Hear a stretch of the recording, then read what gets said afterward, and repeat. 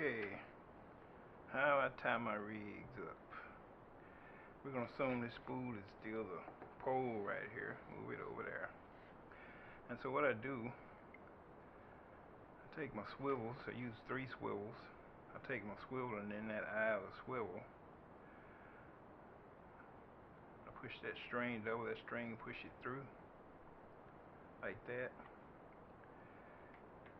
Then I make a loop like I'm tying a shoe. Then I loop it through again.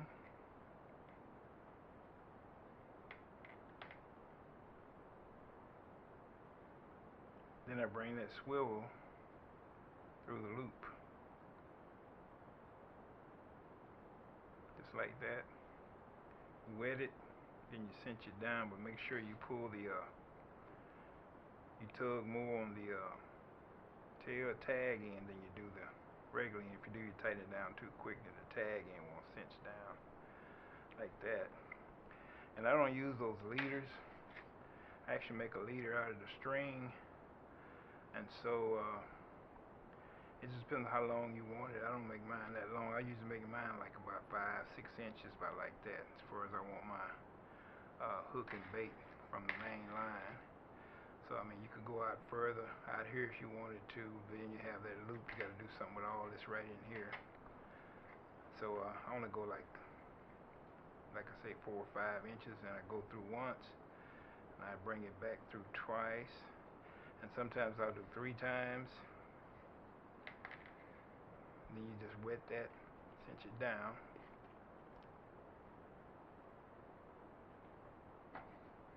And then I test it to make sure that that when it's got stress on it, that this doesn't slide back up to the line, that knot doesn't slide down. And then depending on how far down you want your other hook from that one, and I used to go down about 1 foot from there to about right here and do my other one. Same thing, take that little loop in this, double the string, loop the string, bring it through the eye of that swivel.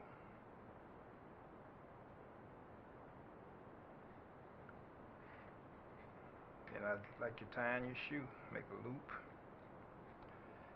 Then I make a second loop. And I used to make 3 loops here, but then I got to the point where sometimes I was hard to get that tag in to cinch down. And of course you want to wet it all the time before you tighten the knot all the way down. I'm just doing this for a demonstration. So you get that tag in, cinch it down, and then you're good to go. And then like I said, I take like 5 inches of mine. I don't want my bait too far from the string, because if it's way out here somewhere, it's going to wrap around. It's easy to tangle, plus you got that opening where the string's open, like right there. And you got to do some of that getting caught and tangled up. So I don't go very far from there. I only go like about 5 inches. I do a loop, same thing like you're tying your shoe string. I go through there again, twice, and you go through there 3 times and make sure that, and then wet it, tighten it down. That makes sure that your line, when tension is put on your line because the fish is here pulling and you pull in here, that knot doesn't slide down and the hook back up, cinches all the way back up to the line, and you don't have your leader no more. So basically it's something like this. That's 2 hooks right there, 2 leaders. So I put my 2 hooks on. Then when I put the third one on, this one here is just for, sometimes I tie this in here with an improved clinch knot or something, but I mean, however you want to do it. This is just going to be the leader right here, but I usually tie my leaders the same way, depending on how far I want my hooks dangling, you know, from the bottom. When that lead is weighted, my line is tightened, how far I want my hooks from one to the bottom, how far you want them. So it's up to you, the distance. And so I'll take my third leader, which is this one, and put it on the same way. Tie that, get that loop like you're tying your shoe, bring it back under there. And I used to do it twice. I ain't had no problem with these, man, I'm telling you.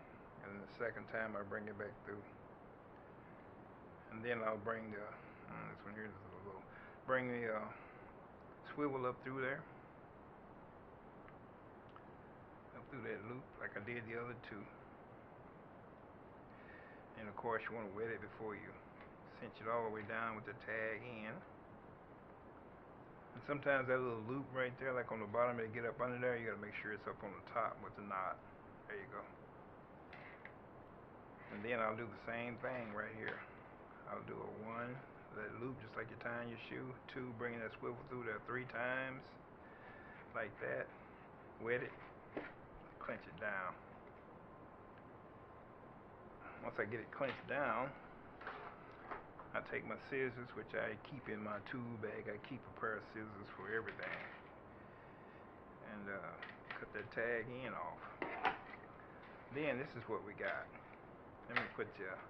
And then on this end where the weight goes, I use 1 ounce weights, I told you guys. But I mean, whatever size weight you want to use for whatever purpose. And so as you have your sinker, and this is what I got in the water. And sometimes I'll put 2 ounces on here. So when I tighten, let me get that out of there, get a little more line out so you can see it. So it's sitting in the water something like this. I got those 2 hooks dangling. I got my weight here on a tight line. Sometimes it depends on what level I got my rod at, the tip of my rod. Sometimes y'all see my rod tips high on the bank, or you see them low or something. So it just depends. And a lot of times fish are at different depths, eat at different depths. Sometimes it's the bottom one that they key on, depending on what type of fish it is. Sometimes the top one, sometimes both. I've caught 2 fish on a rig like this before. So that's it, man.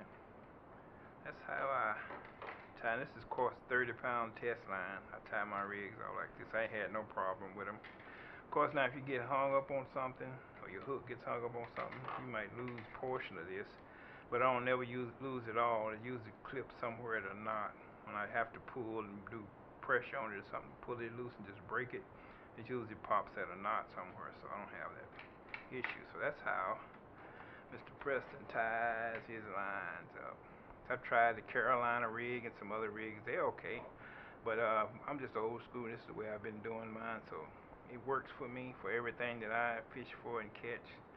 And I've caught just about every kind of fish except the kind I don't want to catch, like a gar. And so that's it, man. That's Mr. Preston's setup. 2 hook setup. Of course, you can do this with 1 hook. You can put 3 hooks on there if you want. 4. It's up to you, man.